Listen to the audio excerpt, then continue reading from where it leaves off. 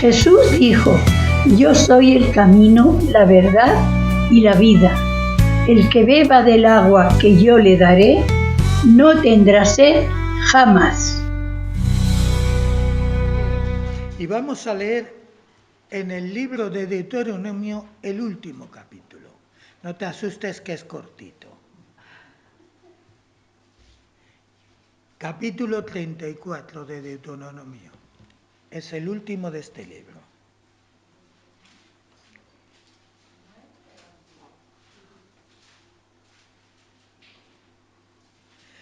Dice así la palabra del Señor.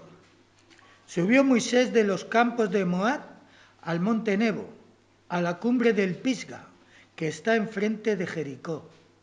Y le mostró el Señor toda la tierra de Galaad hasta Dan, todo Neftalí y la tierra de Efraín y de Manasés, toda la tierra de Judá hasta el mar occidental, el Neguev y la llanura, la vega de Jericó, ciudad de las palmeras, hasta Zoar. Y le dijo Jehová: esta es la tierra que juré a Abraham y a Isaac y a Jacob diciendo: a tu descendencia la daré. Te he permitido verla con tus ojos, mas no pasarás allá. Y murió allí Moisés, siervo del Señor, en la tierra de Moab, conforme al dicho del Señor. Y lo enterró en el valle, en la tierra de Moab, enfrente de Baal-peor. Y ninguno conoce el lugar de su sepultura hasta hoy. Era Moisés de edad de 120 años cuando murió. Sus ojos nunca se oscurecieron, ni perdió su vigor. Y lloraron los hijos de Israel a Moisés en los campos de Moab 30 días. Y así se cumplieron los días del lloro y del luto de Moisés. Y Josué, hijo de Nun, fue lleno del espíritu de sabiduría, porque Moisés había puesto sus manos sobre él. Y los hijos de Israel le obedecieron e hicieron como el Señor mandó a Moisés. Y nunca más se levantó profeta en Israel como Moisés, a quien haya conocido el Señor cara a cara. Nadie como él en todas las señales y prodigios que el Señor le envió a hacer en tierra de Egipto, a Faraón y a todos sus siervos y a toda su tierra. Y en el gran poder y en los hechos grandiosos y terribles que Moisés hizo a la vista de todo Israel. Vamos a orar. Señor y Padre nuestro, te damos gracias porque podemos estar un día más juntos en armonía. Podemos estar juntos mirándonos cara a cara y sin ningún resquemor. Y eso solo tú lo haces posible, Padre. Gracias porque tú produces en nosotros ese cambio de persona que solamente a través de tu Espíritu Santo se puede lograr. Bendícenos en esta semana que empezamos. Especialmente bendice a Daniel, a María, a su familia, a la familia allí en su país. Señor, que tú bendigas y que tú consueles conforme a tus riquezas en gloria. Te lo pedimos en el nombre de Jesús. Amén. Podéis sentaros. Todos los que saben mucho han dicho que lo más probable es que el escritor de Deuteronomio fuera Moisés, menos este capítulo. Este no lo escribió Moisés. Porque primero, hubiera sido un vanaglorioso, un presumido, porque sin saberlo ya estaba diciendo: detrás de mí no va a haber nadie como yo. Esto lo escribió otra persona. Algunos piensan que Eleazar, el sumo sacerdote, que sustituyó a su padre Aarón. Pero tampoco se sabe. Pero es evidente que cuando dice nunca más se levantó profeta como Moisés, no podía ser Moisés porque Moisés ya en ese momento le estaba enterrando Dios. Murió. Algunos dicen que no murió. Yo leo aquí que murió y lo que leo, lo digo. Murió. Es que algunos dicen, ¿cómo iba a morir si estaba sano y perfecto? Fíjate lo que dice en el versículo 7. Tenía 120 años. Oye, ahora están pensando en los 150. Pero 120, como estaba Moisés, para sí lo quisiera yo, que tengo 79. Para mí lo quisiera yo. Dice que sus ojos nunca se oscurecieron. A mí me han operado de los 2 de cataratas hace tiempo ya. Ahora veo mejor, pero tampoco tiro cohetes. Ni perdió su vigor, es decir, estaba en una sanidad fantástica. O sea que es difícil morirse así, dicen algunos. Pues aquí dice, y murió allí Moisés, siervo del Señor. ¿Cómo lo hizo el Señor? Pues, ¿cómo lo hizo? Ahora, quiero pararme en varias cosas. En primer lugar, te quiero hacer una pregunta. Facilita. ¿Has deseado algo con todas tus fuerzas? Algo que te ha quitado casi el sueño. Que estás deseándolo y no se ha cumplido. ¿Algo con todas tus fuerzas? ¿Sí? Seguro que todos hemos deseado alguna cosa. Pues fíjate, Moisés tenía un deseo que era para él lo más de lo más. Entrar en la tierra prometida. Entrar en la tierra que Dios prometió a Abraham, a Isaac y a Jacob. En eso estaba basado todo su entusiasmo, aparte de cuidar del pueblo, aparte de dirigir al pueblo, aparte de enseñar al pueblo, su meta era la tierra prometida. Se debió llevar un disgusto tremendo, porque la idea es que en 40 días tenían que ir desde Egipto a... Por favor, pasar. Tenían que ir desde Egipto a esta tierra y ocuparla. 40 días. Y por causa de la desobediencia del pueblo, estos 40 días se convirtieron en 40 años. Fíjate, Moisés estaba diciendo, esto va rápido. Y de repente Dios dice, vais a estar 40 años en este desierto. Porque encima no era un lugar agradable. Era un lugar, vamos a llamarle, penoso. No sé si alguno habéis estado en algún desierto. Yo no. Pero si vas a Almería, algo se le parece. Tampoco he estado en Almería, por cierto. El caso es que Moisés le está diciendo, él ya lo sabía, pero ¿sabes lo que pasa? Que en 40 años uno tiene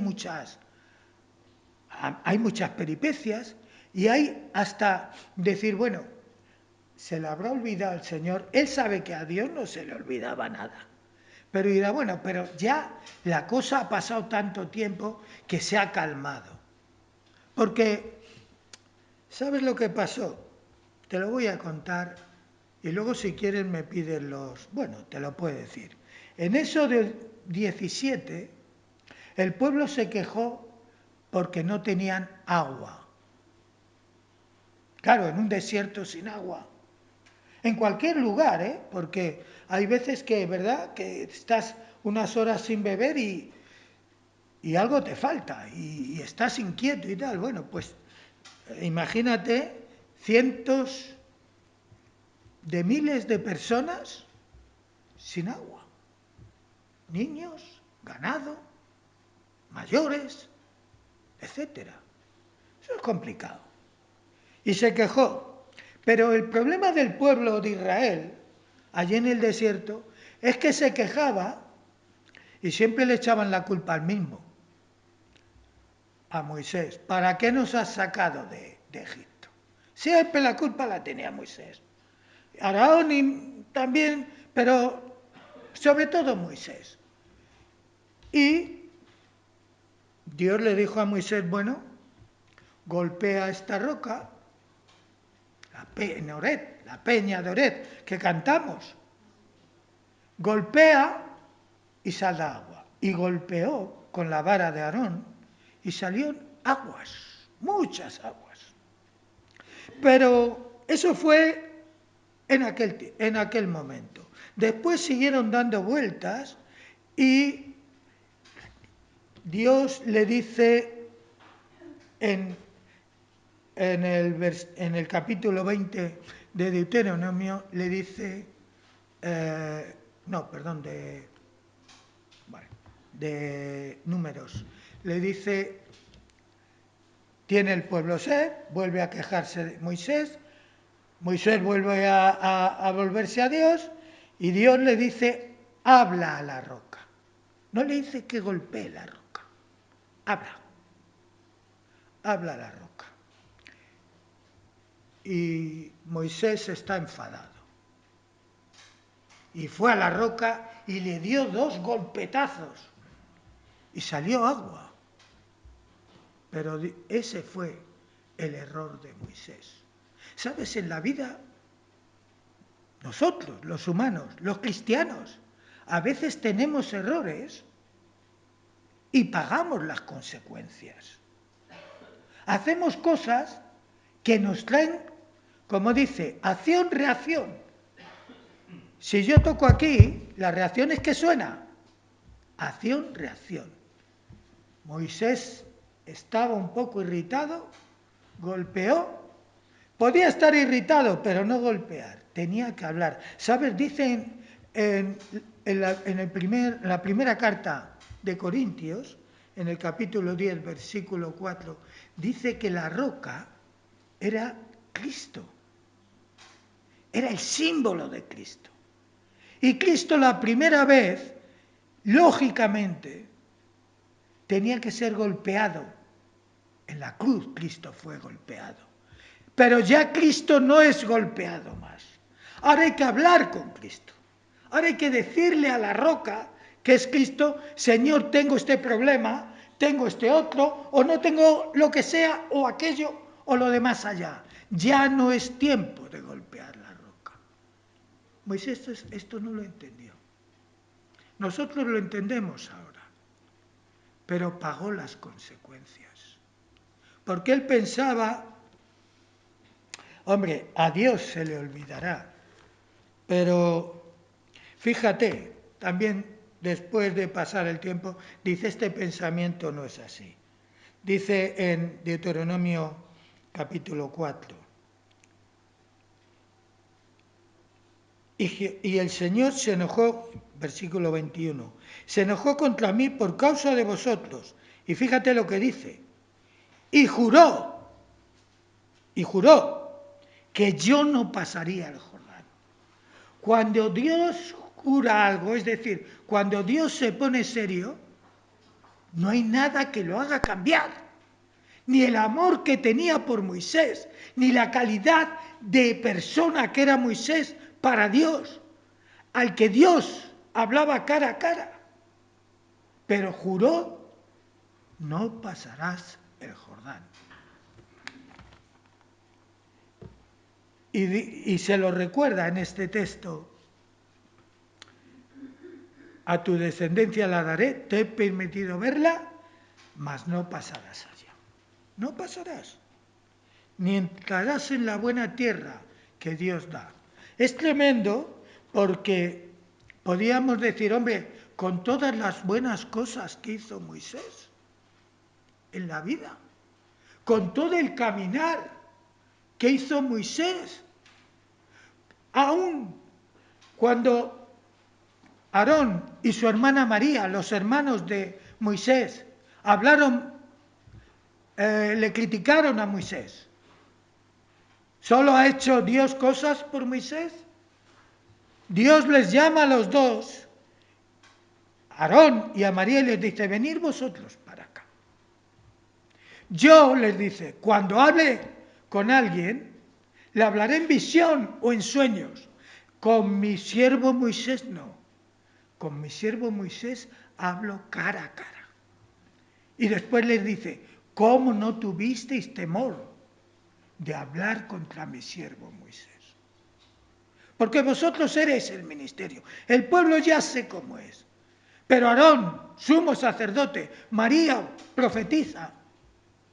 Hermanos directos. Hermanos en la fe y hermanos en la sangre. Un hombre y una mujer que habían hecho cosas muy buenas. Pero Dios no permite que hablen contra Moisés. Pero aquí dice, juró Moisés que no entraría en la tierra. Juró Dios que no entraría Moisés en la tierra. Y así fue, hermanos. Hay cosas que uno tiene que no las va a quitar Dios. Las hayas hecho o no. Al apóstol Pablo parece que tenía una enfermedad, él le llama un aguijón en la carne, y ora, y ora, y ora, y Dios le dice, no sigas orando porque no te lo voy a quitar. No sigas pidiendo por eso porque no lo voy a hacer. ¿Por qué? Porque mi poder se perfecciona en la debilidad.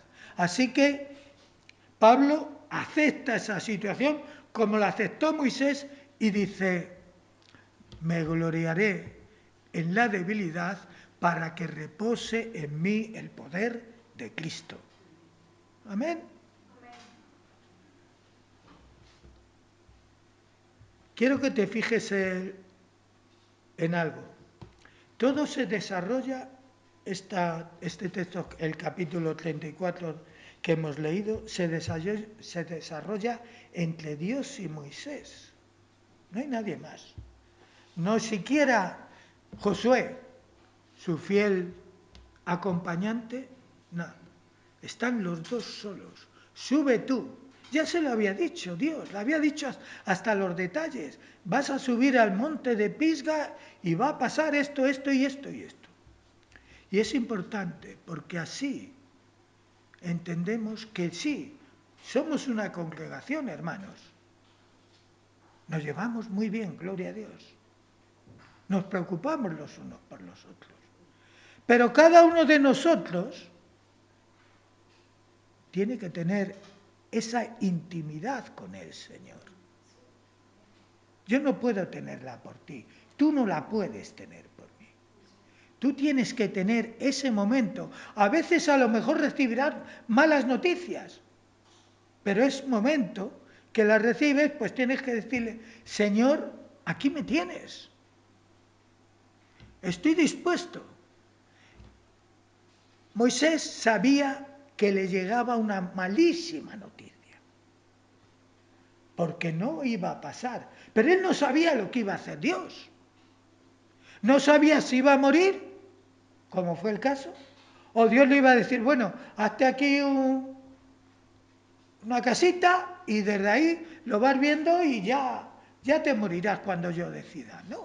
No sabía. Sí sabía una cosa, era el momento de subir a ese monte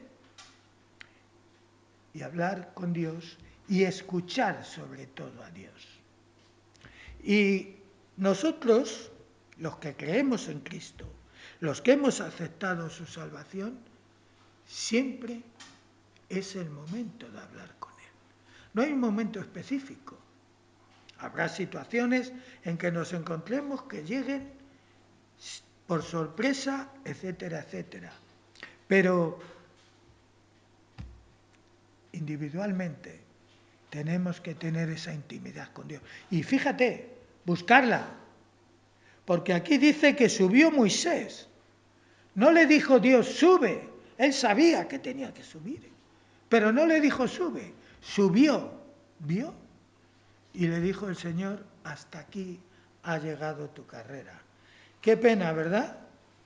Que a veces se nos van, siempre dicen, se nos van los mejores. Pero ¿sabes una cosa? Dios tenía el repuesto idóneo para Moisés. Quiero decir con esto que cuando hay veces que alguien, ministerio potente, fuerte, lleno de gracia, lleno de poder, se nos quita por cualquier circunstancia, Dios tiene otro preparado. Dios tiene otro preparado. Porque si una cosa es el Señor, es cuidadoso. Dios es cuidadoso con todos. Con su iglesia, desde luego. Y la iglesia siempre tendrá ministerio, y un ministerio puesto por Dios si la iglesia está caminando en los caminos del Señor. Pero te aconsejo una cosa: busca tiempo para tener intimidad con Dios. Busca tiempo.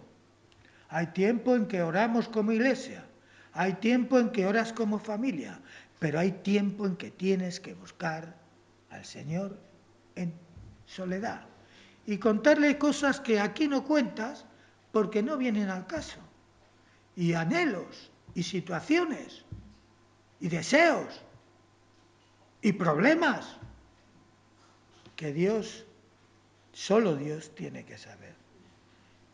Porque hay cosas que afectan a multitudes, pero hay otras que afectan al plano individual.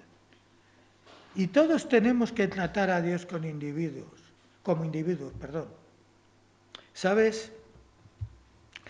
No sé si te has fijado, es curioso, a veces hay noticias que salen hoy, por ejemplo, hay veces que ves a cualquier persona en televisión o en la radio o lees el periódico que está diciendo, bueno, esto ya veremos, saca mucho pecho, se envalentona porque está rodeado de gente. Y entonces, cuando estamos rodeados de gente, somos valientes. La gente, en general, las personas, son muy valientes porque está allí su familiar, el otro, y aquí a ver quién se mete conmigo. Y esto suele suceder aun cuando hay denuncias. Bueno, ya veremos cuando yo le coja al juez, pero resulta una cosa, escucha bien, que cuando tú vas al juez vas solo, tu familia no está, toda esa multitud que te acompaña tampoco está, estás tú solo. Y el juez está en el estrado y tiene el poder de llevarte a la cárcel o de ponerte una gran multa que te va a arruinar. Tiene el poder y la autoridad para hacerlo si tú has hecho algo en consonancia con esa sentencia. Pero entonces yo he visto a personas que han estado presumiendo mucho y de repente en el juzgado hasta tartamudean. No, es que, no, mire usted, pero yo, no, di lo que decías antes. ¿Habla? Ah, pero es que el juez impone respeto. Y si el juez considera que te estás pasando, como sería el caso de lo que has dicho en público, te puede poner una sanción por desacato o por otras cosas. Y tenemos un juez, queridos hermanos, que es justo. ¿Por qué hay jueces injustos? Hay jueces que prevarican. Hay jueces como aquel que contó Jesús de aquella viuda que dice el mismo juez, dice, no temo ni a hombre ni a Dios. Solamente por pesada que es esta mujer, por cargante que es esta mujer, porque no me la puedo quitar de encima y va a acabar con mi paciencia, le voy a hacer justicia. Para que se vaya.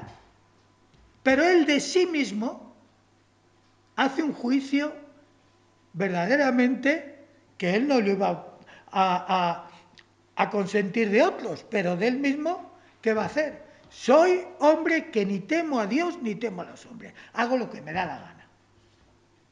A este le sanciono y a aquel no, y a este pues lo que sea. Fíjate, hay jueces así, pero no es el caso de nuestro Dios. Nuestro Dios es un Dios justo. Y lo que hizo en el caso de Moisés es que él había jurado que no iba a entrar. Y te diré algo, yo no sé si tú te acuerdas de hace 40 años, pero hay cosas que se quedan, ¿verdad? A Moisés se le quedó. Moisés sabía que no había posibilidades, pero él lo intentó. Porque somos así y no pasa nada. Dios tampoco se enfada porque lo intentemos. Pero te puede decir lo que a Pablo, no me hables más de esto, porque no lo voy a cambiar, porque no lo voy a hacer de otra manera a como te estoy diciendo. Y entonces tenemos que pensar esto, porque a veces tenemos una impresión rara de Dios, o equivocada. Siempre pensamos, Dios es amor, verdad, absoluta. Pero también Dios es justo. Dice que Dios es el juez justo.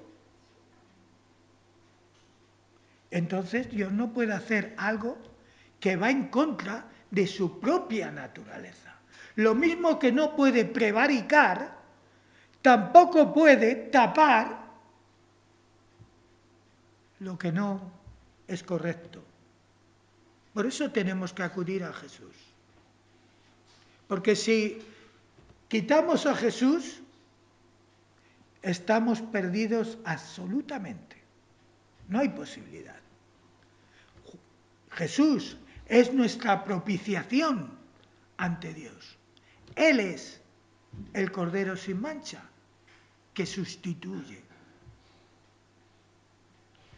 nuestra propia naturaleza.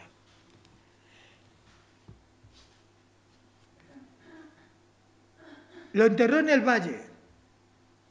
Fíjate, he dicho antes que murió, pero es que aquí dice que lo enterró. Yo no sé qué pala usaría Dios. Supongo que no hacía falta. Miró y dijo, a ver, este hueco. Y lo enterró y nadie sabe el lugar de la sepultura. Han buscado, seguramente seguirán buscando, pero nadie sabe, ni lo va a saber. ¿Por qué? Pues porque Dios quiere quitar tropiezos. ¿Qué tropiezo no sería la tumba de Moisés? Algunos van a Israel. Esta es la tumba de donde Cristo fue enterrado, o como lo quieras llamar. ¿Y qué tiene de valor eso? Como dijo Jesús, ¿qué es más importante? ¿Lo de dentro o lo de fuera? ¿Qué es más importante limpiar? ¿El cuerpo o lo interior? Sería una peregrinación constante a la tumba de Moisés desde los tiempos de Josué. Todo el mundo estaría allí y harían una basílica o yo qué sé.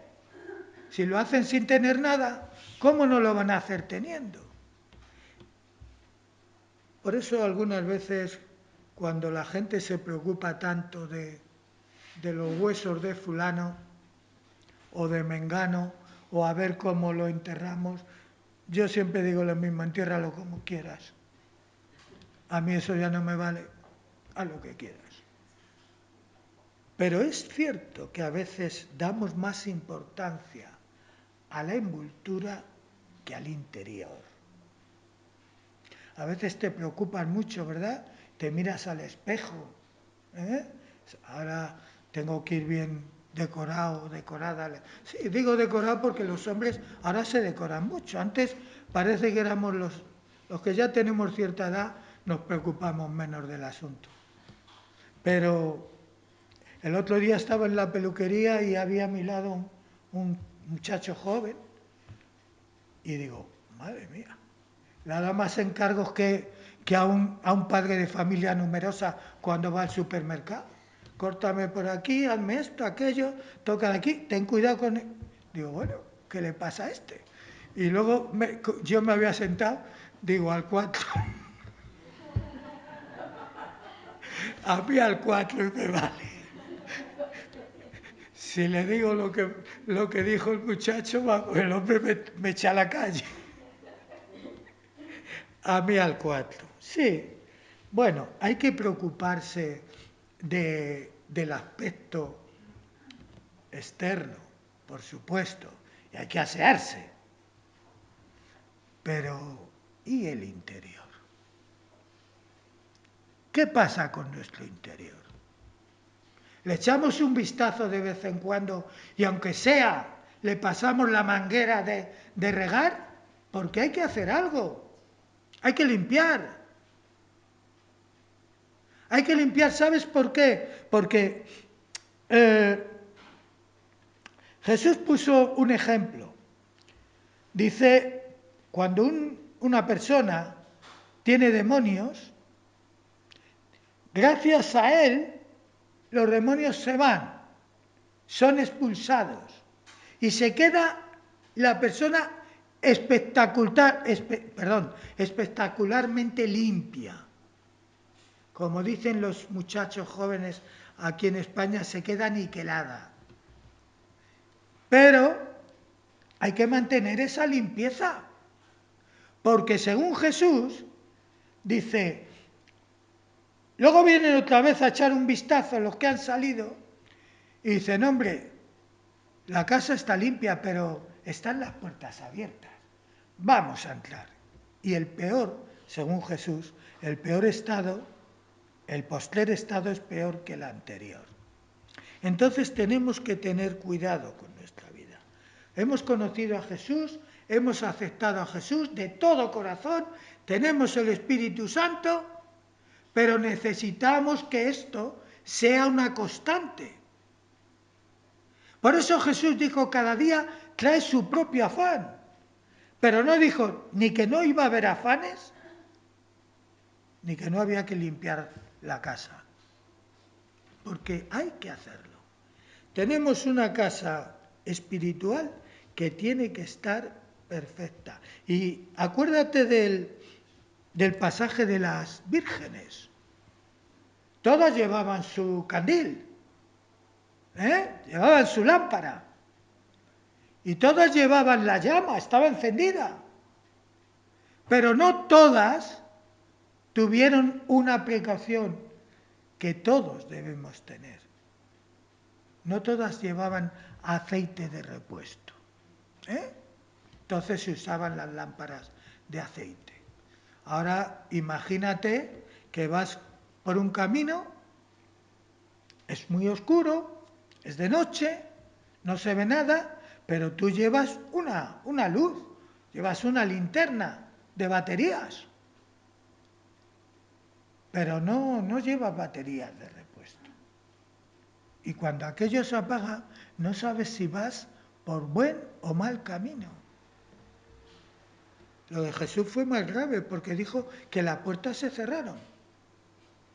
Y aunque llamaron, no podían. Había llegado el esposo, había llegado la ceremonia y se habían ido todos de fiesta y habían cerrado la puerta.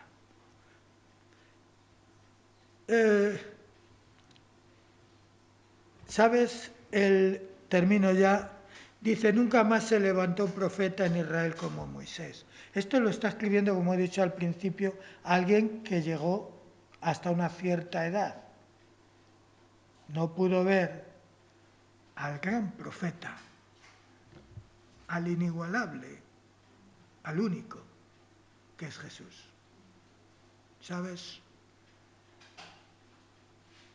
Moisés golpeó la roca en obediencia y Dios dio agua. Golpeó en desobediencia, dio aguas también, porque Dios no puede negarse a sí mismo, pero Moisés, el mayor anhelo que tuvo en su vida, por lo que hubiera dado años de vida, no pudo entrar en la tierra. La vio,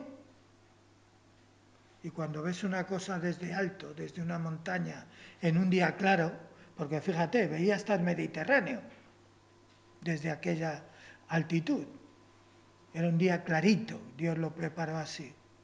Pero cuando lo ves y estás tan cerca y no lo tienes, te viene la frustración. A Moisés no le vino porque ni le dio tiempo. Murió. No le dio tiempo ni siquiera a la frustración. Pero no te frustres. Si estás viendo y si es la voluntad de Dios, Dios lo hará. O lo hará por ti o utilizará a otro. Dios utilizó a Josué. Pero le dijo algo tremendo. Si lees en el primer capítulo de Josué, no te apartes, porque alguno diría, bueno, es que Dios estaba enfadado con Moisés. No, Dios juró que no entraría. Pero le dice a su siervo Josué, no te apartes de la ley que Dios dio a través de mi siervo, que yo, mejor dicho, di a través de mi siervo Moisés. Ni a derecha ni a izquierda. No te apartes. Y que todos los días, de día y de noche, medites en ella. Él estaba vindicando, Dios dio la ley, pero Moisés fue el encargado, no solamente de traerla, sino en muchos casos de explicarla. ¿Qué te parece? El gran Moisés, su mayor anhelo, se quedó sin él. ¿Tienes anhelos? Ponlos delante del Señor, no es malo. No es malo. Pero si no te los da, es que no te conviene. Y cuando a uno no le conviene una cosa, mejor dejar de insistir sobre ella. Porque lo único que te hace es amargura. Te trae amargura, desconsuelo. No me la has dado. Y pareces como un niño pequeño, un niño de 4 o 5 años que está llorando por el juguete o el caramelo y parece que le ha venido un desastre a él. ¿No? El pobre se va a traumatizar para siempre. A los 5 minutos está con otra cosa y se la ha olvidado. No. Seguramente todos, como digo, tenemos cosas. Yo te digo, tengo cosas no materiales, anhelos, que Dios no ha cumplido en mi vida. Yo se lo pido, todavía no me ha dicho que no, pero tampoco me ha dicho que sí. Pero yo mientras viva, yo voy a seguir haciéndolo. Si me dice que no, pues sería un estúpido y una pérdida de tiempo por mi parte seguir insistiendo en algo que Dios ha dicho que no. Que Dios os bendiga.